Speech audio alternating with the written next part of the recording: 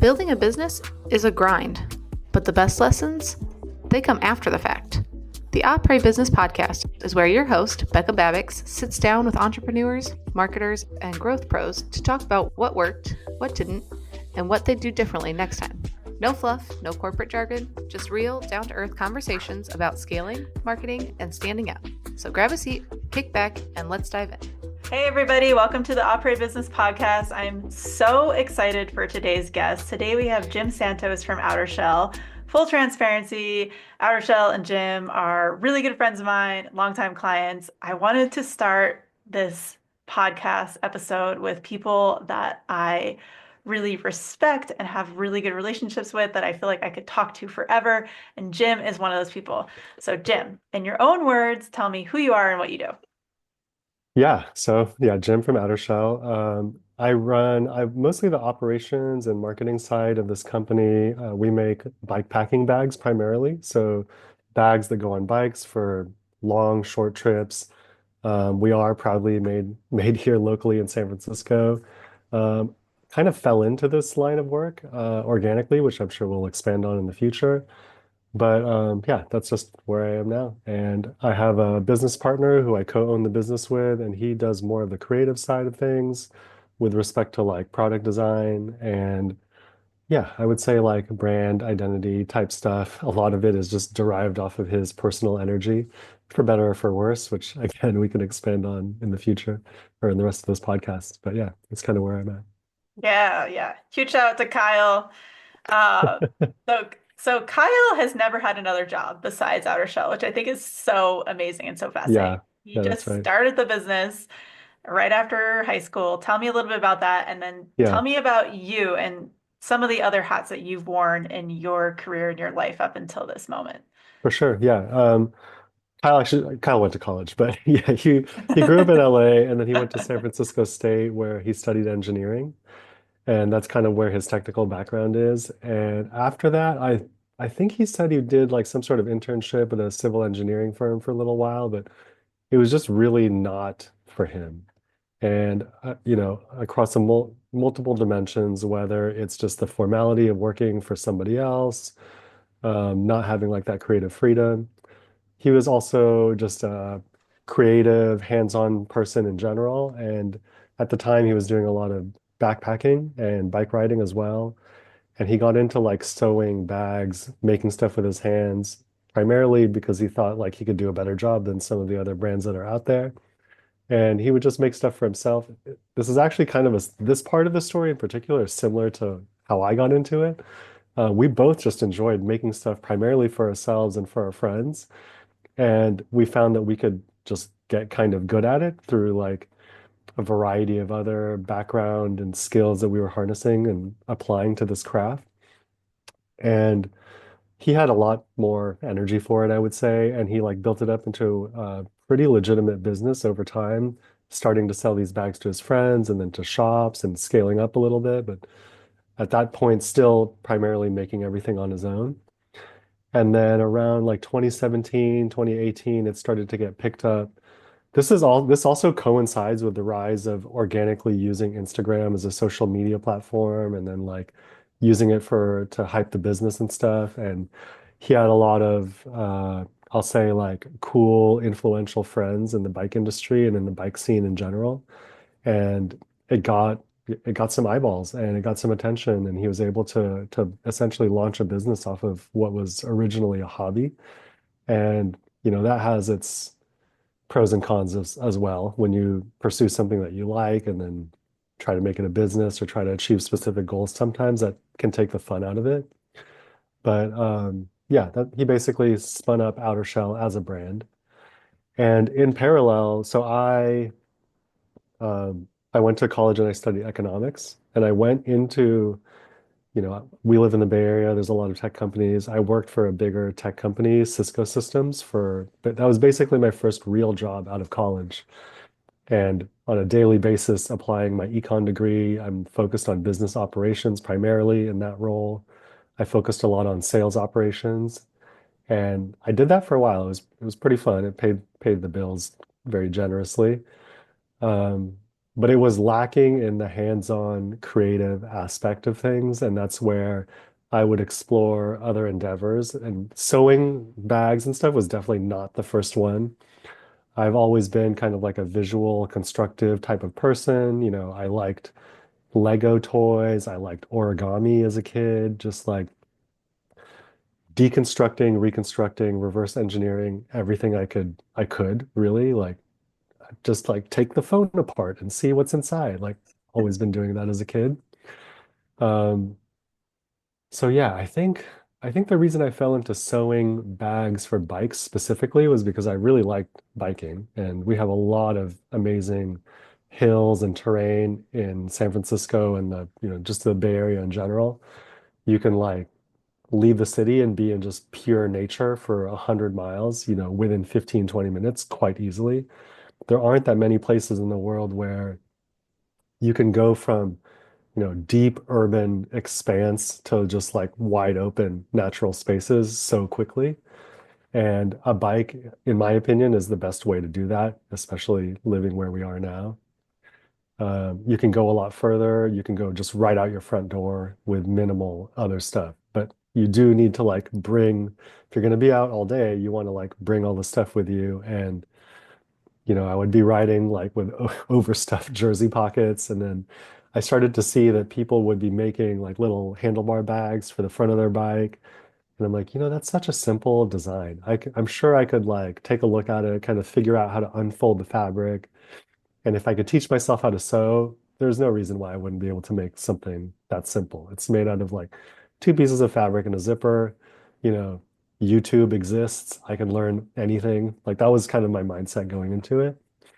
And it's pretty much how it started. Like I learned on YouTube. There's also like a maker space not too far from my house where you can go and learn various skills from like learning how to use like a CNC machine or 3D printer.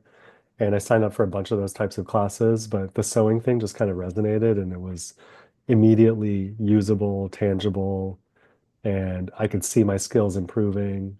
You have pretty good access to technical materials, not as much as we do now, but there's like a fabric store down the street and I could just pick up all the things I needed and work with that and then take it for a ride the next day and like use it and see how it worked out. So that all just really worked together organically, naturally.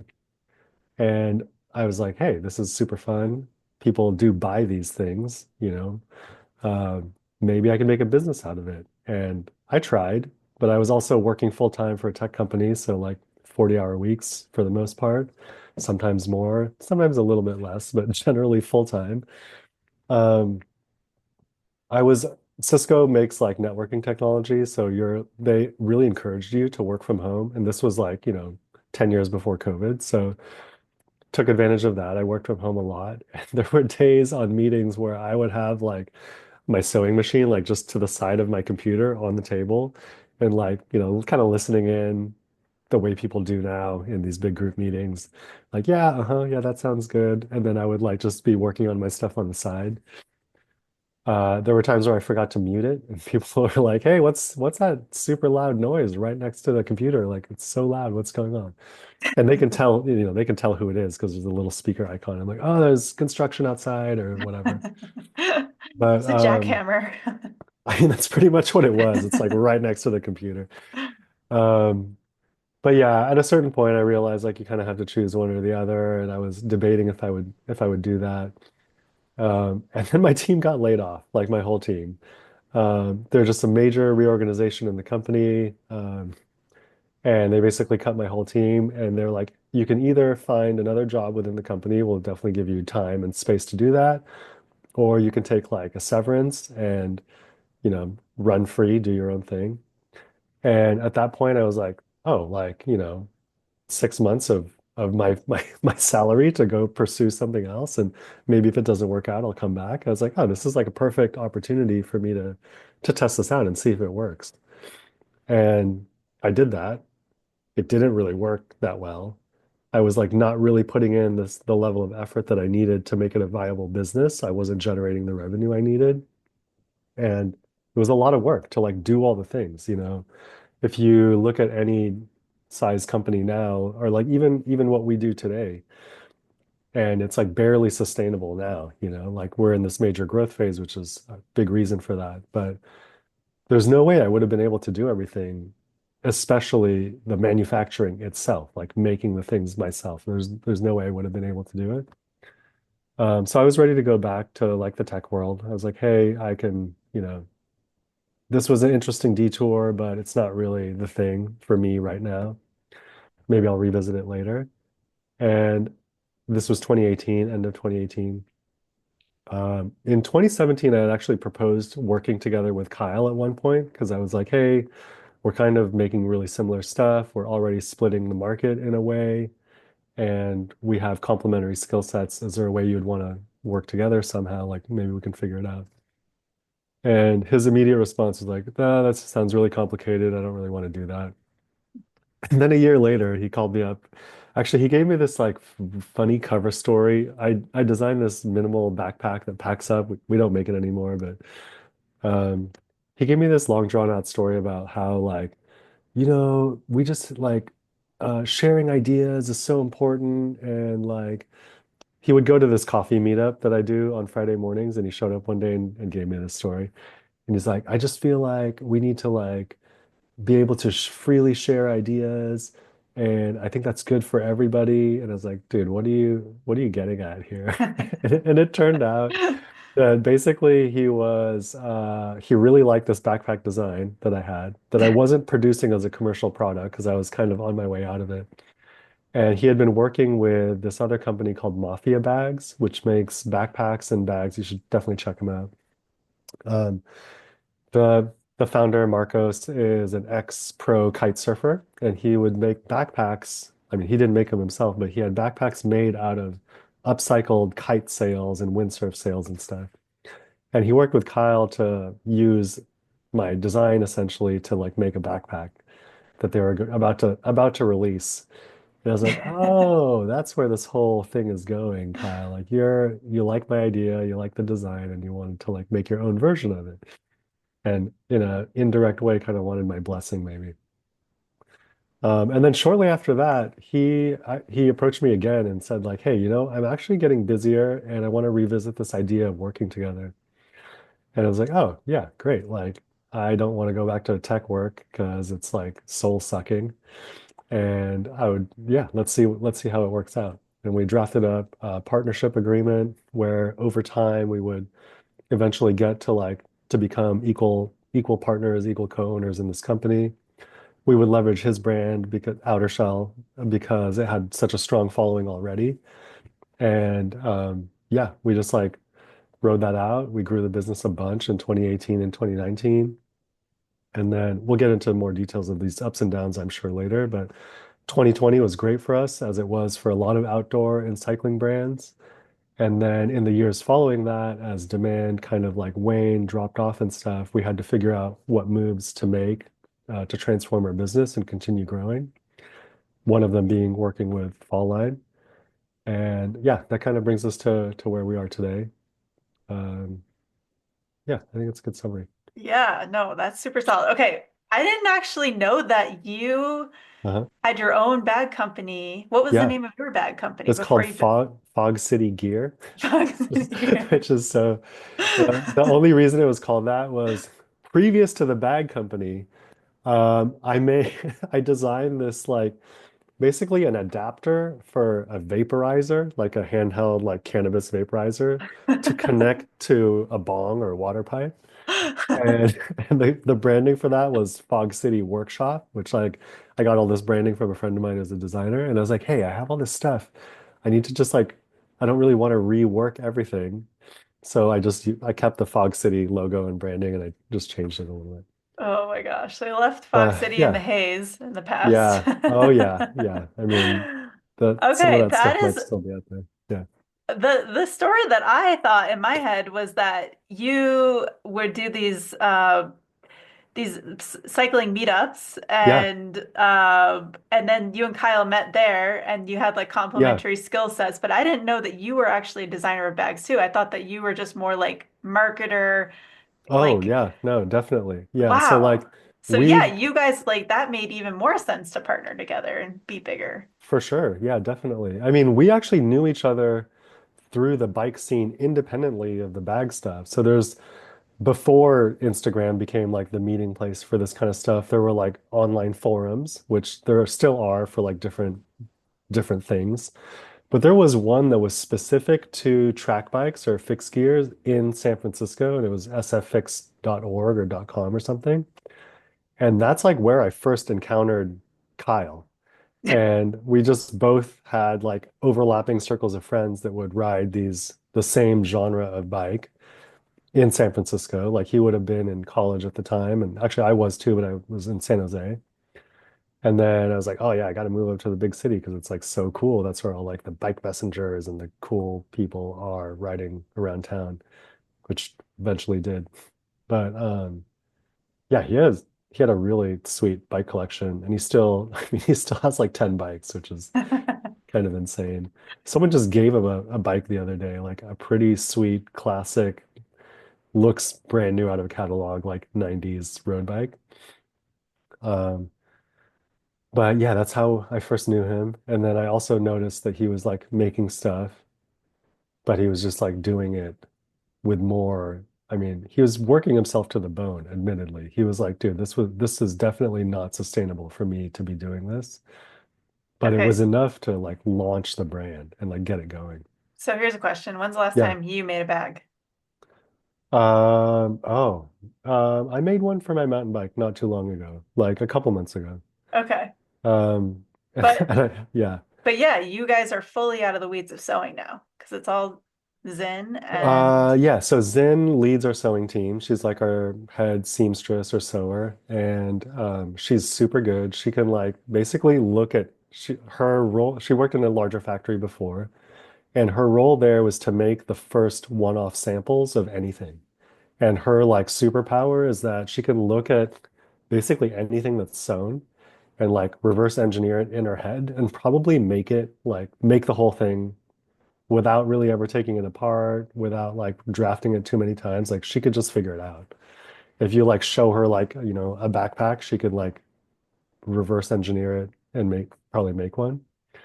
And she leads our sewing team, which we have a few sewers now. And like besides the actual sewing, there's also the cutting, which is a specialized job. There's like other assembly work, like putting the buckles and straps on, which isn't at a sewing machine, but it's related to production. And we mostly work with her friends. She's like hired her friends to work for us. But Kyle and I do a lot of the prototyping. So we just did some prototyping for an updated product like last week, actually. And, Kyle is like cutting and sewing them and stuff. He might still be cutting it for this batch now just because we need to make a few. And we do the general design and prototyping and validation together still. So like Kyle will he'll take the lead on designing a new product and he'll like, he has an engineering background. So all of our patterns are designed in CAD and he can do that and I can't do it. But when it comes to like testing for functionality, does this work? Is there a better way to lay up the fabrics to make them not so thick at one point so it's easier to sew or make sure that it's intuitive? Like we do all of that together. And then as it moves closer to production, then we start to bring Zin into it. And she'll tell us like, hey, you gotta put these fabrics in a different order so that it can fit through the sewing machine smoothly and it can just be done repeatedly, easily.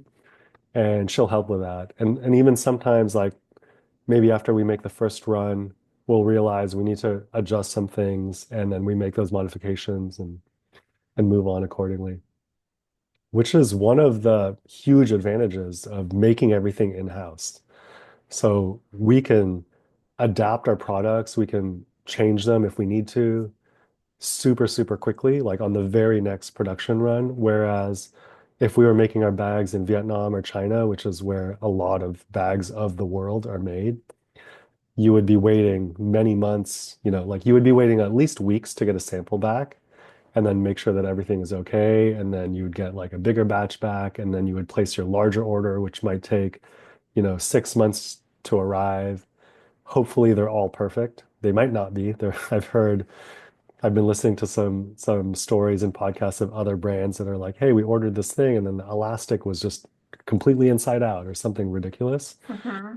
Um, so that's like one of the huge advantages of manufacturing ourselves. Yeah, yeah. Yeah, So tell me more about that. Tell me more yeah, about pros and cons yeah, of being made in the USA.